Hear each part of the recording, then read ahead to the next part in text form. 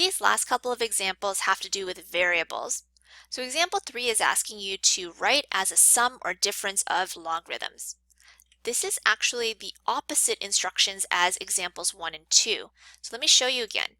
Example 1 asks you to express as a single logarithm. You're taking two logs, putting them together as one using the quotient or the product law. Now we're going to try to recognize those laws again, and we're going to separate this single log into several logs with an addition or a subtraction in between.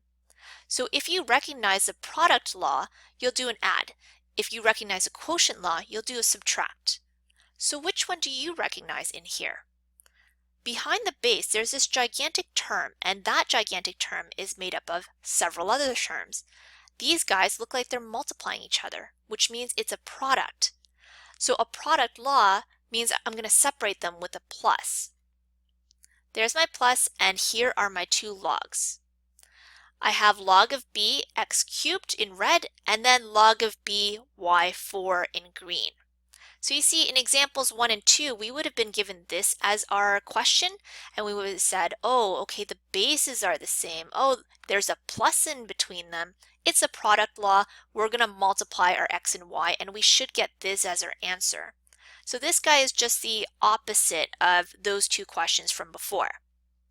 Now your teacher might be like, I need to make sure that you guys know how to use the power law as well. So why don't you go one step further and take your exponents and put them to the front as your coefficients. This is the final answer. Okay, so the next question. I'm recognizing, okay, it looks like a quotient of the top and the bottom, but even within the bottom, there looks like a product of two terms as well. So this one might have several logs in it. I just separated the top and the bottom with the subtract because it looked like a quotient law. Now I would have to separate this one as well into two other logs because I have a product law in there too, and you just want to make sure it's as separate as possible. I'm going to give you three different answers now, and these are the answers that my students came up with, and I want you to know that one of them is actually wrong. Can you see which one?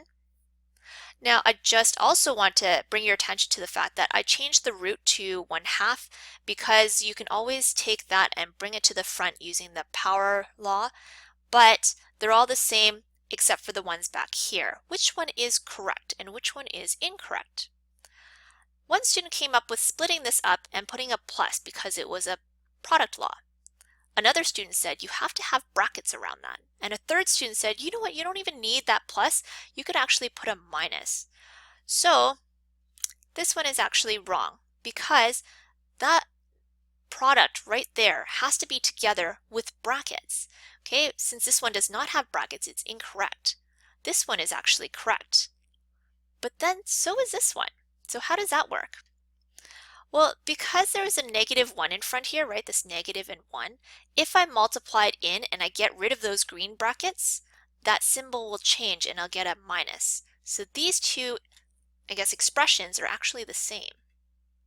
I would probably go with the one in green though. That's probably my favorite one. Okay, so this one, we have a root sign. I don't like that. Let's change it to a 1/3 exponent instead.